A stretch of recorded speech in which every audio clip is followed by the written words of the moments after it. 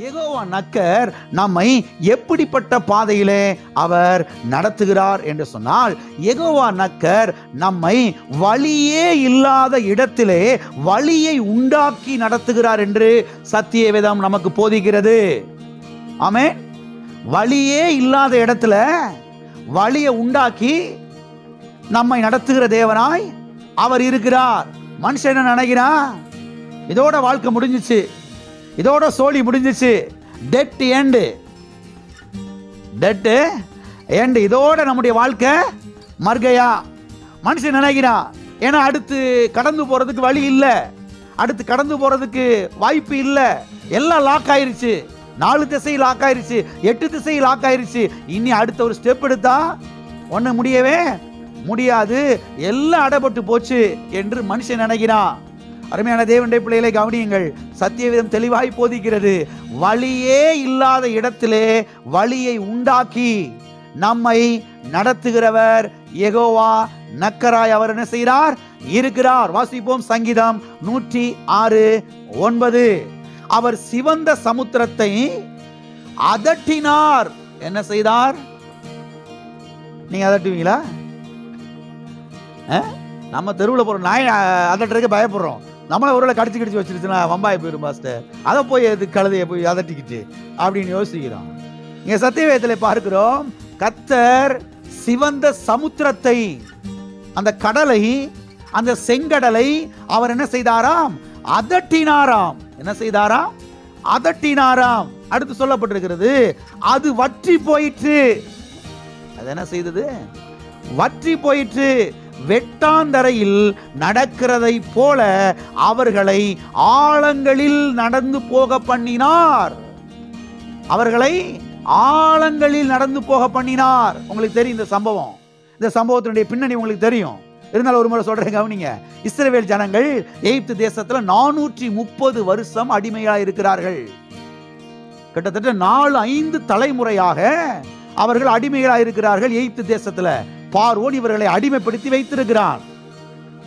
பாருங்க, கர்த்தர் மோசே என்கிற ஒரு மனுஷனை எழுப்பி அவன் மூலமாக இந்த இஸ்ரவேல் ஜனங்களை மீட்டெடுத்து பாலும் தேனும் ஓடுகிற நலம் விசாலமான கானான் தேசத்துக்கு நேராக அவர்களை வழிநடத்தி கொண்டு வருகிறார். அற்புத விதமாய் கர்த்தர் அவர்களை விடுதலையாக்கி வெளியே கொண்டு வருகிறார். பார்வோன் என்பது அன்றைக்கு இருந்த வல்லரசு நாடு. யாரும் போய் பாருங்க அவனை சீண்டி பார்க்க முடியாது, யாரும் பக்கத்தில் நெருங்க முடியாது. பாருங்க, வெண்கல கதவுகள், இரும்பு தாழ்பாள்கள், யானைப்படை, ஒட்டகப்படை, எல்லா படையும் வச்சிருக்கிறான். வல்லரசு நாடு, யாரும் பக்கத்தில் நெருங்க முடியாது. அங்கிருந்து யாரையும் மீட்டெடுத்து வெளியே கொண்டு வரவே முடியாது. இஸ்ரவேல் ஜனங்கள் நினைத்தாங்க, அவ்வளவுதான், சோழி முடிஞ்சு, இதோட வாழ்க்கையை நமக்கு முடிஞ்சு. இன்னும் 10 தலைமுறைக்கு என்ன செய்ய போறேங்க? இங்கேயே அடிமையா கொத்தடிமையா கிடக்க போறோம். நம்மளை ரட்சிக்கிறதுக்கு, நம்மளை விடுதலையாக்குறது, நம்மளை காப்பாத்துறதுக்கு யாராலையும் முடியாதுன்னு சொல்லி பாருங்க அவங்க யோசிச்சுட்டு அங்க இருக்கிறாங்க.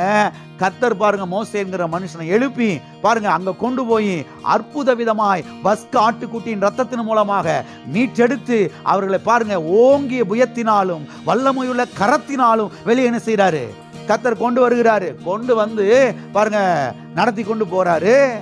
பாருங்க, அங்க முன்னால செங்கடல் இருக்கிறது. என்ன இருக்குது? செங்கடல் இருக்குது. பின்னால எகிப்து தேசம் இருக்குது. இப்ப இந்த எகிப்தின் ராஜா அவன் என்ன பண்றானா, விசாரிக்கிறான். நம்மளை விட்டு போன எல்லா மக்களும் எங்க உட்கார்ந்து இருக்கிறாங்க, என்ன செய்யறாங்க, என்ன பண்றாங்கன்னா அவங்க ஆள் ரிப்போர்ட் கொடுக்குறாங்க. அவங்க வழி தெரியாம என்ன செய்யறாங்க? வனாந்தரத்துல தவிச்சுக்கிட்டு இருக்கிறாங்க. ஈஸியா போய் என்ன செஞ்சிடலாம்? எல்லாத்தையும் போட்டு தள்ளிடலாம் அப்படின்னு சொல்லிட்டு யாரோ பாருங்க தகவல் கொடுக்குறான். உடனே பாருங்க பார்வோன் ராஜா அவனுடைய பாருங்க ஆள் ஓட்டிகளும் அவனுடைய போர் சேவகர்களும் பாருங்க ரதங்கள் எடுத்துக்கொண்டு இஸ்ரவேல் ஜனங்களா பாருங்க ஒழிச்சு கட்டுறதுக்கு கிளம்பி புறப்பட்டு வர்றாங்க. இந்த செய்தி இவங்களுக்கு வருது. யாருக்கு வருது? இஸ்ரவேல் மக்களுக்கு வருது. என்ன பண்ண போறது தெரியல.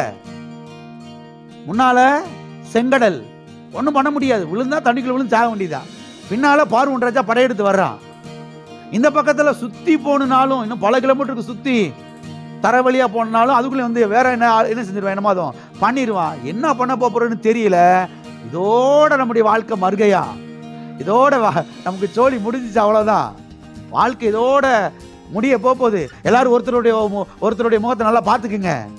புருஷன் முகத்தை மனைவி பார்த்துங்க, மனைவி முகத்தை புள்ள பார்த்துங்க, எல்லாரும் சொந்த பந்த முகத்தெல்லாம் பார்த்துக்குங்க. இதோட என்ன செய்ய போகுது, நம்முடைய சாப்டர் க்ளோஸ் ஆக போகுதுன்னு சொல்லி எல்லாம் தவிச்சுக்கிட்டு இருக்கிறாங்க. கர்த்தர் பாருங்க, வழியே இல்லாத இடத்துல வழியை உண்டாக்குறாரு.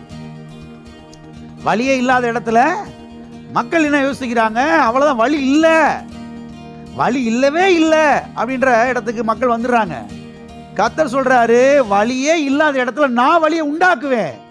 வழியை உண்டாக்க என்னால முடியும். இது மனுஷனால் கூடாதுதான். பாருங்க, தேவனாலே கூடாதது அல்ல, தேவனால எல்லாம் கூடும்.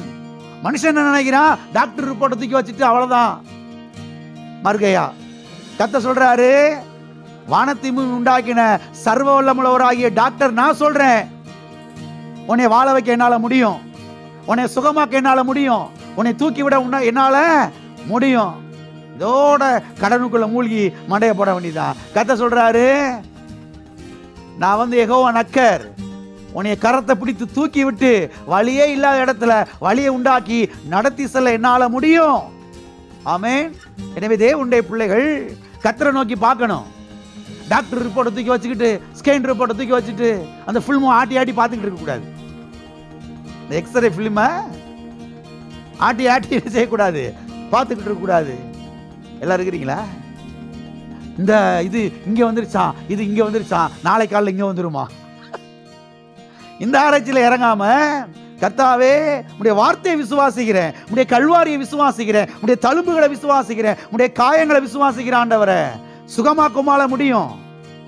நீ சர்வ வல்லமுள்ள தேவன், எதையும் செய்ய உமால முடியும் ஆண்டவரே. இந்த வியாதி சுகமாக்குமால முடியும். இந்த கடன் பிரச்சனையிலிருந்து தூக்கிவிட உமாலே முடியும் கர்த்தாவே.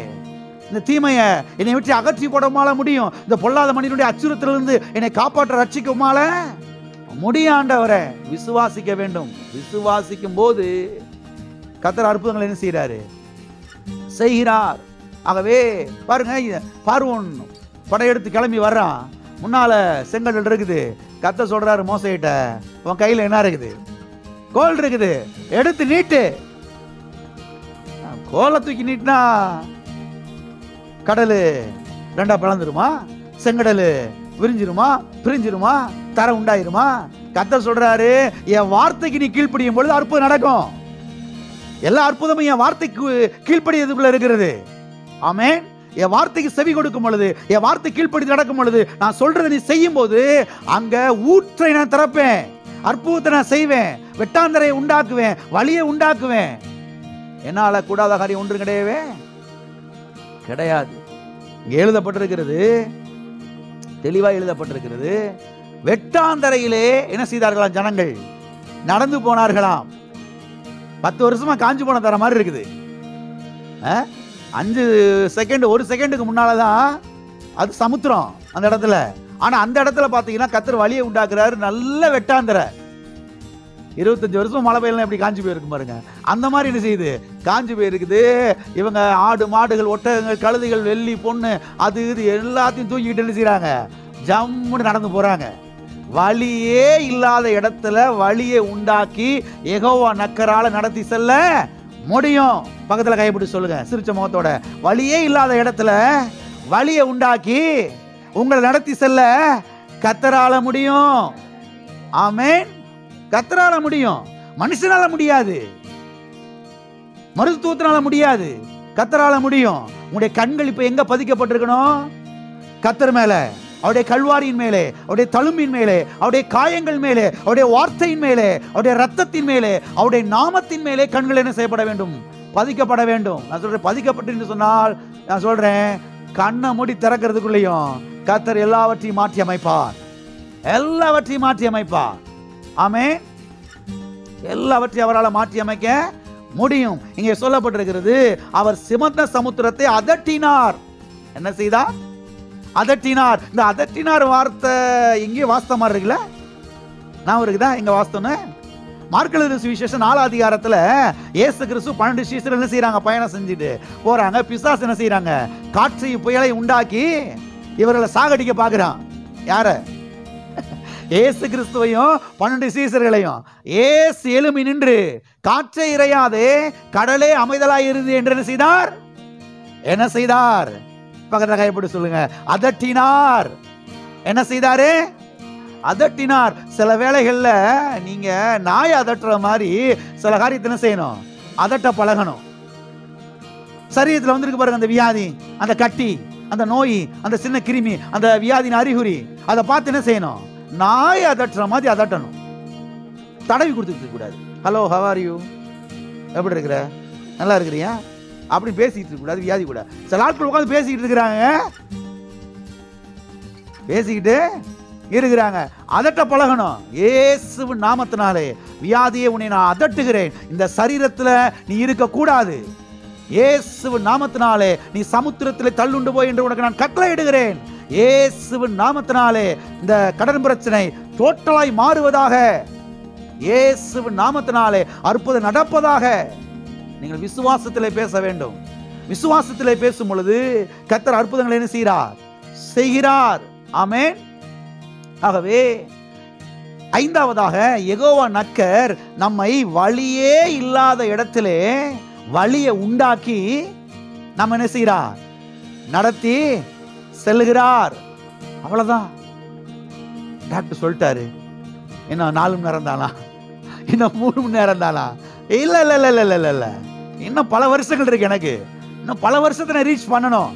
நான் கர்த்தருக்காக வாழணும். அவருடைய சுவிசேஷத்தை நான் அநேகருக்கு அறிவிக்கணும். அவருடைய அன்பு அநேகருக்கு நான் அறிவிக்கணும். ஆமென். அநேக ஆத்துமாக்களை நான் ஆதாயப்படுத்தணும். எனவே அவருக்காக, அவருடைய திட்டத்துக்காக, அவருடைய நாம மகிமைக்காக நான் அநேக வருஷங்கள் என்ன செய்ய போகிறேன்? நான் உயிரோட இருக்க போகிறேன் என்று விசுவாசித்து, விசுவாசத்தினால என்ன செய்யணும்? வாயை திறந்து பேச வேண்டும். ஆகவே யெகோவா நக்கர் நம்மை வழியே இல்லாத இடத்திலே வழியை உண்டாக்கி நம்மை நடத்துகிறவராய் இருக்கிறார்.